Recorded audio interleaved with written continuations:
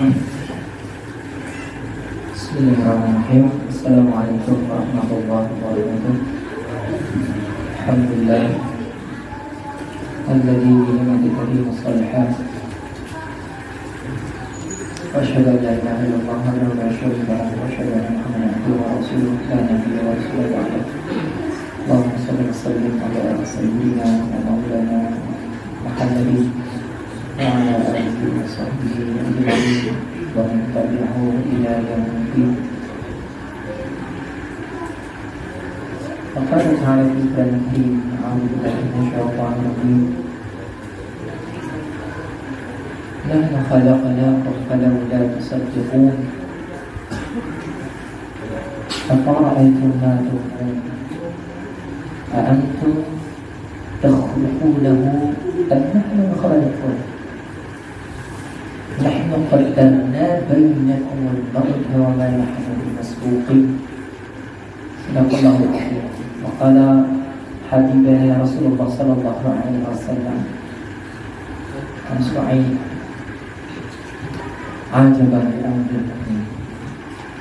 Sungguh menakjubkan urusan orang mukmin. Lihat pakai kalimatnya, al-kalimat katanya pakai mukmin. Bagian usaha kita, bagian faedah kita ambil faedah kenapa kita mau bersungguh-sungguh menghikmatkan diri, mengazamkan diri untuk menjadi ahlul masjid, pemakmur masjid, untuk mendapatkan kriteria pada maqam mukmin. Sehingga kalau bahasa lain ajaban itu anti mainstream, ya.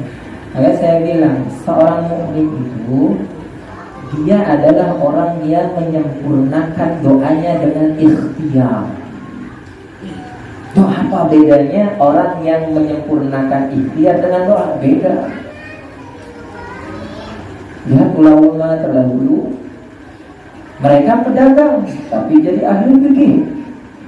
Mereka pedagang tapi jadi ahli sufi. Sangat bersih, tazkiyahnya luar biasa. Toh kenapa kita yang hidup di akhir zaman ini sangat kering dari nilai-nilai ruhiyah? Seolah-olah kayaknya menyempatkan datang ke majlis ta'lim sebulan sekali untuk bersegera memenuhi panggilan azan 5 waktu ketika kita memang ada di rumah atau di perjalanan. Ada saat-saat kita ketika iman kita mantap, ya. Kalaupun kita lagi naik misalnya ojek online, kalau bisa kita bayarin deh, kita berhenti rindu sekali mampir ke masjid. Karena apa? Kata dia.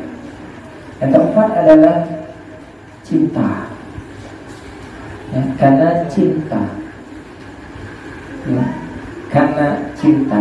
Kalau orang tidak memiliki rasa cinta, mahabbah, ya, mahabbatullah, mahabbatur rasul, maka untuk ghada, untuk bersegera, untuk menjadi orang sabiq, orang yang bersegera untuk mendapatkan ampunan Allah, ya, untuk mendapatkan rahmatnya Allah, salah satu adalah yang paling utama adalah menjadi ahlul masjid, salat datang berjamaah, ya. Bahkan zaman Rasulullah menyelesaikan masalah di masjid, musyawarah, konsultasi keluarga dan seterusnya. Kita akan menjadi orang-orang yang anti mainstream. Makanya tadi salah satu konsepnya kita menyempurnakan doa kita. Karena apa? Senjatanya dia doa. Sebelum berhutang, sebelum nyari pinjaman, tahajud dulu, minta sama Allah dulu. Kalau bisa mah gak usah ngutang. Dan saya disarankan ketika mau mulai membangun pondok, itu sekolahin aja sertifikatnya, Ustaz. Bikin aja yayasan, nanti bisalah disekolahkan. Enggak, saya bilang. Dari situ kita bisa belajar bagaimana Allahu Akbar-nya Allah. Datangkan orang dari mana, datangkan rezeki dari mana, datangkan santri dari mana, kita datang. Makanya walanabluwannakum bisyai'in minal khawfi wal ju' wa nafsin minal amwal wal anfus was samarat. Allah menguji dengan itu semua kadang galau, kadang penghasilan sedikit, kadang anak kita bandel. Dengan semua ujian yang Allah berikan lah. Maksudnya akwal anfus, rasa lapar. Ada saudara kita, orang tua kita meninggal, bahkan mungkin anak kita meninggal. Ada yang sakit dan seterusnya. Buat apa? Buat kita mendekat sama Allah. La haula wala quwwata illa billah. Kita kan kadang-kadang keliru. Kita seolah-olah merasa secara tidak sadar menyelesaikan masalah dan ujian yang Allah berikan. Padahal kita selalu la haula wala quwwata illa billah. Allah itu ngasih masalah ke kita buat kita mendekat sama Allah, supaya taat kepada Allah. Kalau kita salah ditegur supaya kembali kepada Allah. Kalau kita mau memulai usaha, datang kepada Allah, datang di sholat duha, datang di sholat tahajud, memberikan infak sedekah, datang ke panti-panti yatim, merasakan empati dulu bagaimana orang lain susah. Makanya konsepnya bersyukur dulu. Setelah itu baru telah mendatangkan Allah memberikan ilham, memberikan ide, mendatangkan jaringan, networking, menggugah orang supaya beli, membuat orang, misalnya kalau lagi Desember nih, membuat bonus kita, grade kita naik, gajinya naik. Siapa ya? Allah. Cuma sering kita lupa. Makanya kalau yang mengamalkan, sekalipun ada perbedaan pendapat karena kedhaifan periwayat hadisnya soal al-waqi'ah tadi, lebih di luar dari itu semua, yang mengamalkan, coba lihat sekali-kali, baca dan tadabburi kenapa al-waqi'ah itu bisa menjadi sebuah wasilah kita mendapatkan keberkahan dan tambahan rezeki. Lihat yang tadi kita baca. Ternyata di situ diajarkan tauhid. Saya lupa ada ayat berapa itu, kalau ada yang tahu di ayat tadi. Nahnu khalaqnakum falawla tusaddiqun. Aku yang menciptakan kamu, tapi kenapa kamu tidak mau membenarkan? Afara'aytum ma tumnun. Apakah kamu tidak memperhatikan dari apa air mani itu diciptakan? Dari cuma air setetes yang hina kamu bisa jadi kayak gini. Dipanggil tuh jiwa kita. Apalagi cuma sekedar mendatangkan konsumen, mendatangkan proyek, menaikkan gaji, gampang. Yang penting ihfazillah yahfazka. Jaga hak Allah. Terus ditanya lagi sama Allah, afara'aytum ma tahrusun. Kamu perhatikan enggak biji itu siapa yang menumbuhkan? Kamu yang menumbuhkan atau kami yang menumbuhkan? Allah dengan wasilah para malaikat yang memberikan rezeki dan menumbuhkan. Enggak tuh. Kalau mau kata Allah, enggak. Ya. Kalau mau kata Allah, kalau ketika Allah menegur kita, ketika Allah mau, afara'aytum ma tahrusun. A'antum tazra'unahu am nahnu zari'un. Kamu yang menumbuhkan atau Allah yang menumbuhkan? Kami yang menumbuhkan. Law nasha'u laja'alnahu hutaman fadhaltum tafakkahun. Kalau Allah mau, jangankan bijinya tumbuh, udah tumbuh, mau dikit lagi panen, kena wabah, Allah kuasa. Jadi sebelum kita mulai aktivitas tuh, kalau baca Al-Waqi'ah, bagi yang membacanya, kita diingatkan bukan orang-orang di sekitar kita yang akan mendatangkan rezeki, tapi Allah. Kalaupun ada orang yang mendatangkan manfaat, udah mau deal, kalau Allah bilang enggak. Enggak usah khawatir, udah perjalanan sholat berjamaah, Allah dulu temui. Dan kita akan menemui sesuatu yang luar biasa. Bahkan teman, bukan teman ya, teman dari teman tetangga saya, temannya lagi keponakan dari ibu sinetron.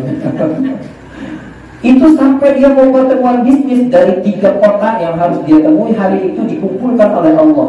Masya Allah. Kalau itu ihfazillah, yahfazkan, jaga hak Allah. Sholat berjamaah terutama, baca Quran dulu, zikir pagi sore, wirid. Kalau kita jadi pengusaha, udahlah, subuh sampai isyraq berapa lama sih Pak? Jam 6 paling isyraq ya. Datang dulu sama Allah, berzikir, istighfar kali 3 100 kali, sholawat.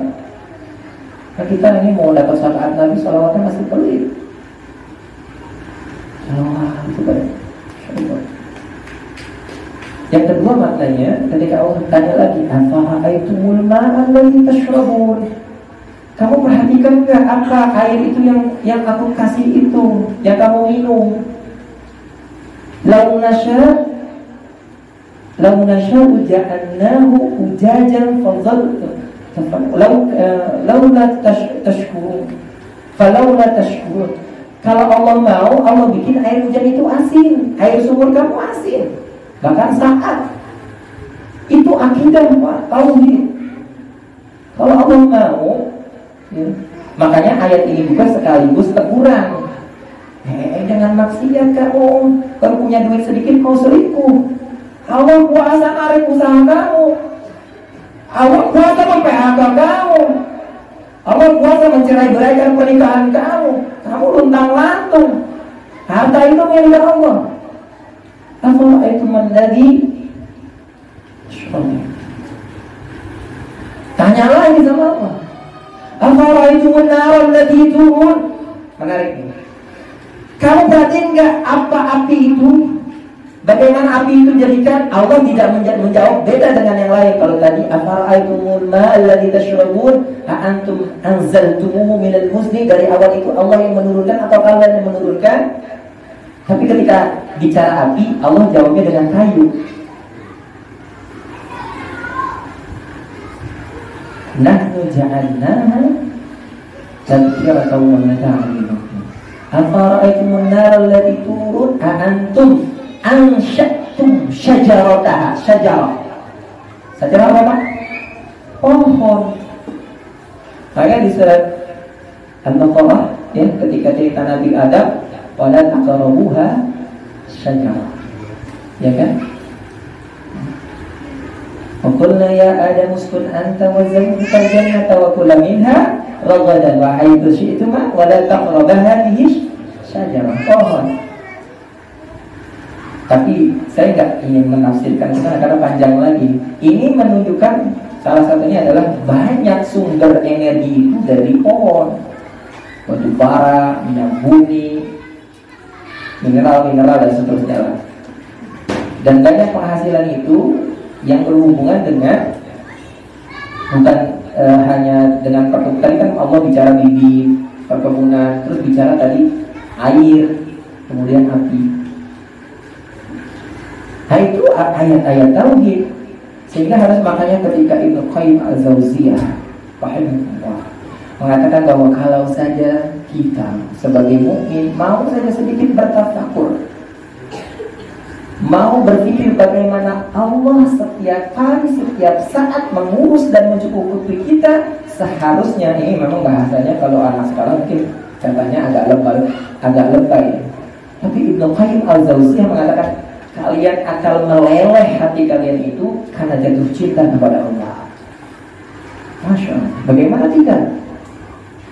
Cuma masalah kita jarang merenung, pakai waktu untuk berwirid, berzikir, merenung, ya Allah, tadi malam nggak ada nyamuk yang masuk, nggak ada ulat yang masuk, nggak ada kalajengking yang mengantuk, nggak ada tiba-tiba rumah saya konslet. Allah yang jaga.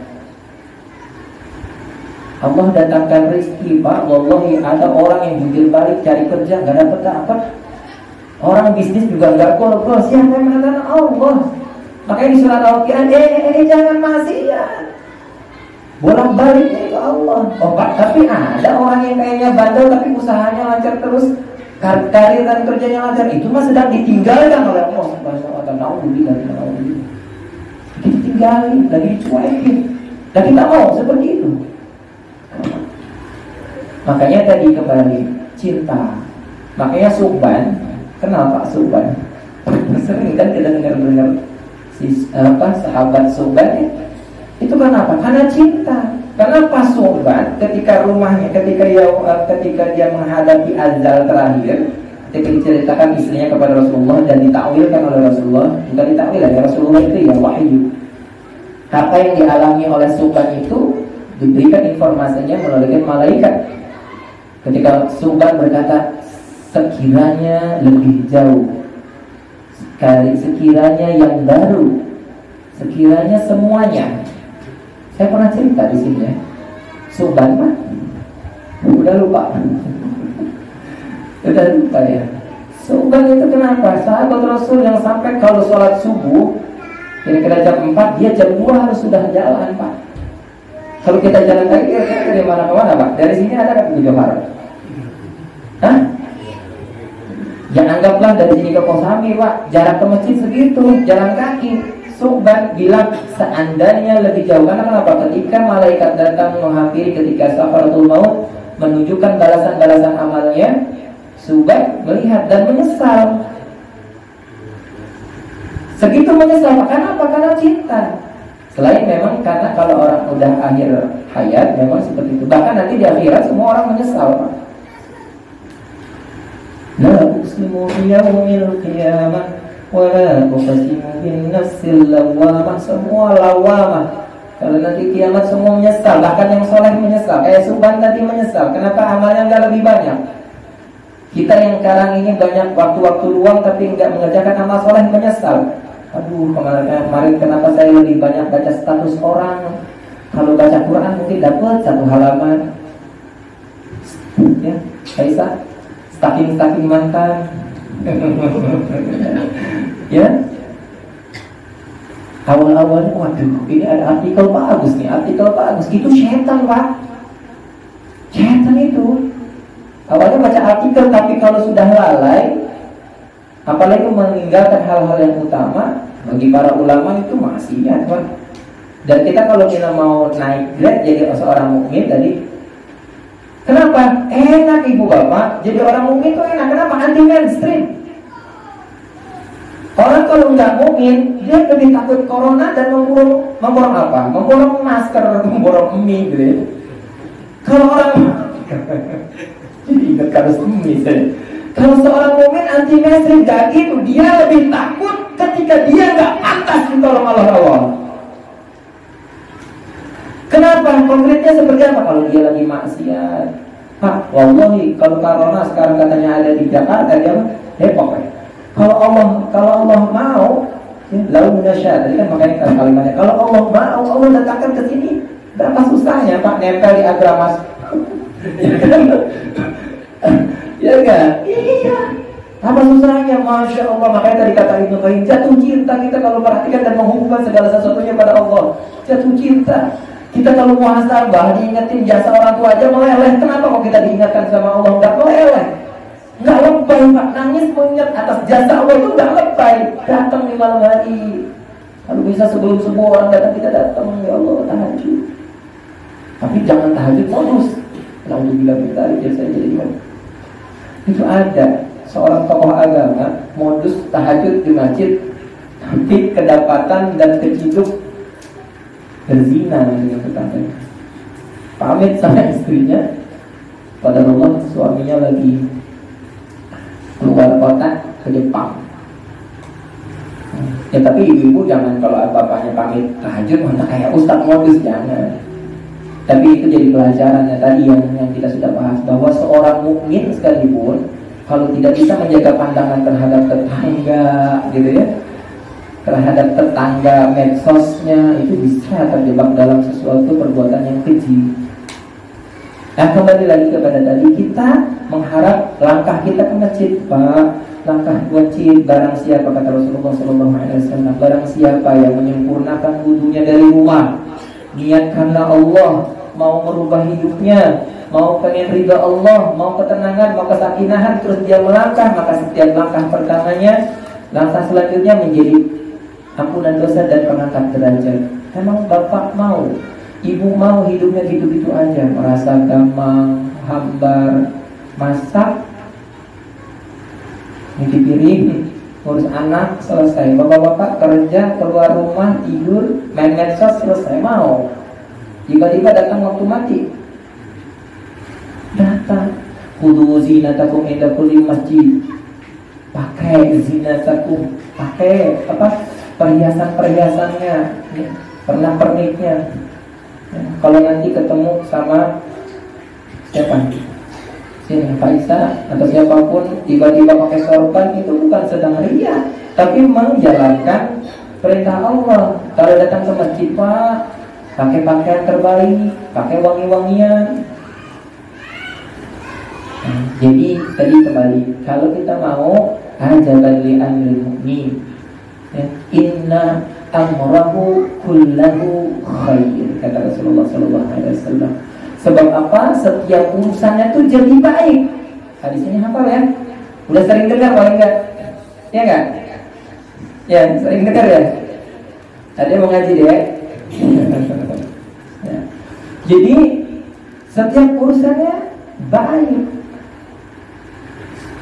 Kalau orang biasa tersinggung, marah, itu biasa, mainstream Pak.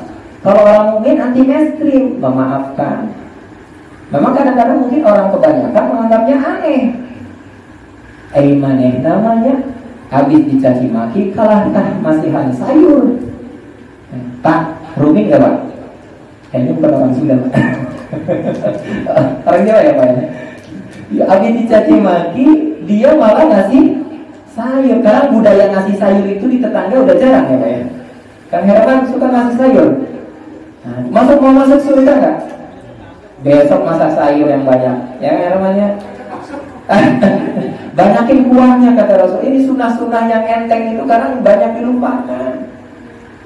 Ya, ada tetangga julid, alhamdulillah julid, saya pahalanya diambilin, kasih.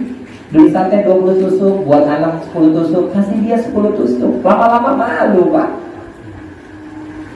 DKM bikin surat undangan Pak, undangan untuk datang sholat berjamaah 5 waktu di masjid. Bikin gak DKM?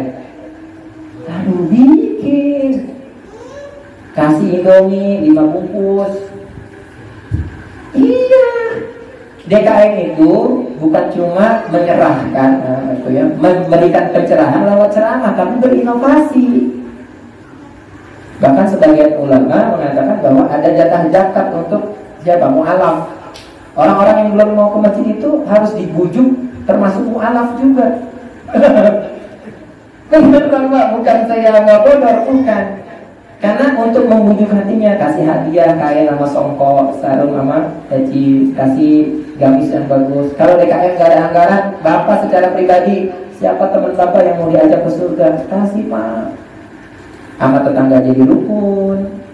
Makanya tahadu. Kasih hadiah saling mencintai. Ini mah udah masing-masing. Kalian tetangga doakan. Karena ketika kita mendoakan tetangga, malaikat akan mengamini. Wala kamitslu dzalik, kata malaikat. Nah, kalau ada orang, kalau kita masih ada doa-doa kita yang berijabah, sekarang bikin hobi baru, mendoain orang. Ada tukang ulekan, barakallahu lahu, semoga Allah memberkahi dia. Ya Allah berkahilah dia, berikan rezeki yang baik. Karena malaikat sedang mengamini. Iya ya Allah, buat kamu juga, buat dia juga ya Allah. Wa min dzalik, wa la min dzalik, dan bagi kamu juga. Ngelihat tukang parkir, ya Allah semoga besok-besok tahun depan dia udah gak jadi tukang parkir, minimal jadi satpam ya Allah. Pak, kalau setiap hari ketika ketemu orang kita berdoa, bukan tidak mungkin doa kita yang selama ini mungkin gak diijabah karena kepedulian kita, jadi diijabah oleh Allah Subhanahu wa Ta'ala. Nah, kembali tadi, kenapa jadi baik semua urusannya? Walaisa dzalika li ahadin illa lil mu'min. Lihat, dan enggak pernah bisa terjadi keajaiban ini, semua urusan jadi baik kecuali kepada orang mukmin. Orang munafik nggak bisa Pak. Atau orang yang awal-awal imannya baru terpupuk, baru mulai, nggak bisa. Untuk meraih ini memang butuh perjuangan. Walaisa dzalika, nggak bisa. Yang demikian itu ditemui kecuali kepada orang yang mukmin tadi, berjuang ke arah itu. Enak Pak kalau hidup itu anti mainstream. Enak. In asobathu dan apabila datang kepada dia apa? Syarrahu. Ketika datang kepada dia kebaikan, syakar, syukur, bersyukur dia. Tandanya bersyukur juga tadi, kalau orang bersyukur harusnya ibadahnya rajin. Ada yang tahu dalilnya? Ya ayyuhalladzina amanu kulu min thayyibati ma razaqnakum washkuru lillahi in kuntum iyyahu ta'budun. Kalau benar kamu mau hanya mentauhidkan Allah, maka bersyukurlah. Kalau kamu bersyukur, banyak-banyak ibadah ubudiyah kita kepada Allah harus ditingkatkan. Gitu. Wa in asabathu dharra, apabila datang kepada dia sebuah keburukan, sesuatu yang tidak mengenakan, dia apa? Sabar. Fakana khairan lahu, dan itu baik, semuanya baik. Makanya anti mainstream hidupnya. Ketika dizalimi orang, memaafkan. Kalau disenggol orang, kadang-kadang kan ada apa kalau di jalan ya. Kita di masjid bisa jadi soleh dan sabar, tapi baru keluar subuh berangkat kerja, tiba-tiba bawa mobil, tiba-tiba dia nyalip, tiba-tiba ada di ujung mobil kita. Atau ada ibu-ibu nyalip, sennya ke kanan, beloknya ke kiri, gitu ya. Itu ujian. Kalau orang-orang yang nggak mukmin itu marah-marah, tapi kalau mukmin memaafkan. Ya, itu. Yang selanjutnya adalah tadi yang pertama, berusaha keras untuk meninggalkan maksiat, karena maksiat akan menjadi pemberat, akan menghalangi rezeki. Jaga pandangan, jangan sampai kehusuan kita, kenikmatan kita beribadah, semangat kita terkotori dengan maksiat. Kedua adalah mencari ilmu. Kalau bisa seminggu sekali, kalau udah banyak kajian-kajiannya, share. Kalau ada grup lingkungan, kajian-kajian di share. Kajian di mana, majlis taklim di mana, yang ada di sini juga, keluar juga sekali-kali, ibu-ibu juga keluar, Bu. Supaya apa? Hasanah keilmuannya banyak. Kenapa? Kalau sudah ilmunya ada, maka kita akan lebih kuat dan bersabar dalam ibadah. Dalilnya apa? Dalilnya tadi surat Al-Kahfi ayat 68. Kang Herman sudah hafal ya? Ya, karena yang baca. Yang selanjutnya keempat, menimbulkan rasa cinta, mahabbah, banyak bertafakur. Ya Allah, alhamdulillah ya. Saya sudah diberikan keluarga, diberikan istri, diberikan orang-orang yang sayang, diberikan penghasilan, diberikan usaha dan seterusnya. Nah, ketika